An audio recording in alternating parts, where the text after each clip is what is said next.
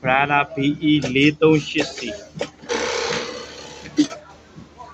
program setting လေးပြခြင်းလို့ပါ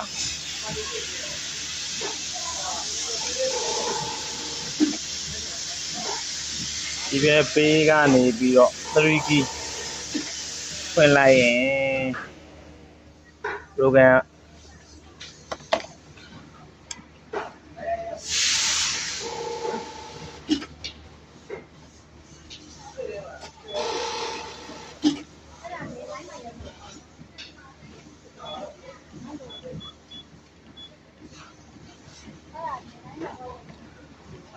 button ဆင်လိုက်ထည့်လို့ရတယ်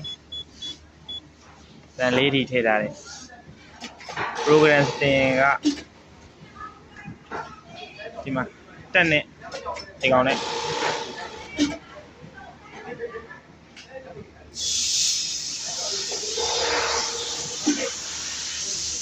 စ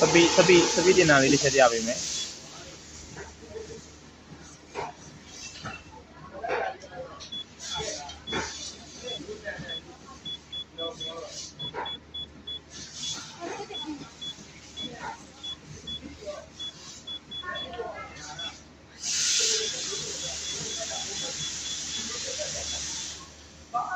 စပီတင်မယ်ဆိုရင်ဒီနှလုံးနဲ့အလုပ်လုပ်တယ်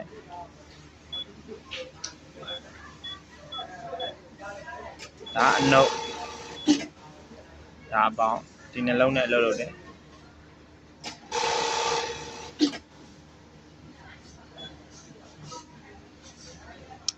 ခြေတက်တာလေးပါတစ်ချက်ပြပေးမယ်နော်